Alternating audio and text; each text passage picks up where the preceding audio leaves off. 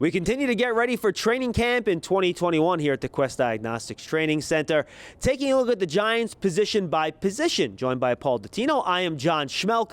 Today we're going to take a look at the inside linebackers and outside linebackers, also called edge rushers, depending on what front the Giants are in. So, Paul, let's start on the outside. This is an edge class and an outside linebacker room that is gigantic.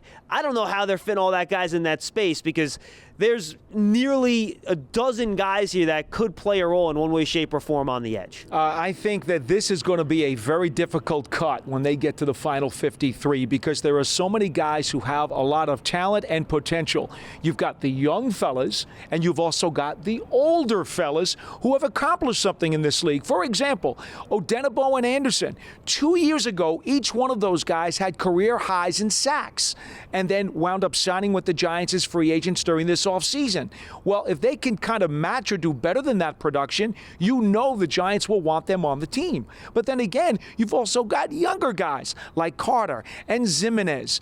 Ojulari, the second-round pick, have tremendous potential, and you want to be able to groom them, and you want to be able to get something out of them right away.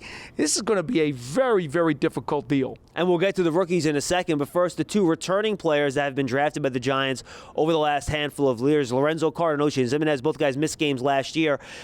This is a big year for both these guys to step up. Lorenzo Carter, in the games he did play in last year, I think he showed a lot of progress, showed a lot of potential. He was playing over 90% of the snaps in those games. The coaching staff obviously liked what he was doing, and both those guys can come in this year and continue to improve. I think what we saw at minicamp is that Carter is in outstanding shape, and he's moving around extremely well, seems to be incredibly energized. And Zimenez, I know that during the offseason, he concentrated on getting a lot stronger, and it looks to me like he is a little bit more solid in terms of his conditioning and thickness. And if that's going to translate onto the field, we're just going to have to wait and see. And those young veterans are joined by two guys from the rookie class. Azeez Ojulari, the Giants' second-round pick out of the University of Georgia. Then their fourth-round pick, Elerson Smith, out of the University of Northern Iowa. We had a chance to talk to defensive coordinator Patrick Graham, and he talked specifically about Azeez Ojulari, how he's coaching him and what he brings to the field. I was excited to see him there, to be honest with you, and glad we have him. What I've seen is here he's a rookie. All right, he's trying to learn the system, and he has some familiarity with it because some of the verbiage is similar to Georgia and the system they've been in, and luckily we have coaches that have coached them before, so a little familiarity with that. All I talk to him about is his pad level. Let's just work on our pad level today. Let's work on our pad level. So again, what I mean is just playing with more knee bend, playing a little bit lower, and that's just the case for most young players. A lot of those young defensive linemen, defensive front players, because they were so good, they were able to just look for the ball all the time, hold off the blocker, and make a play. They all have to have the transition of learning that man across from you is a professional football player. So it's always stressing that with those young guys, whether it's him, Raymond Johnson, Elerson, those guys right there. It's all the same for them. They got to learn how to play a little bit lower. And Paul, Ojulari was one of the most productive edge rushers in this draft class. He dropped to round 2. The Giants, a lot of people think they got first-round value with that pick.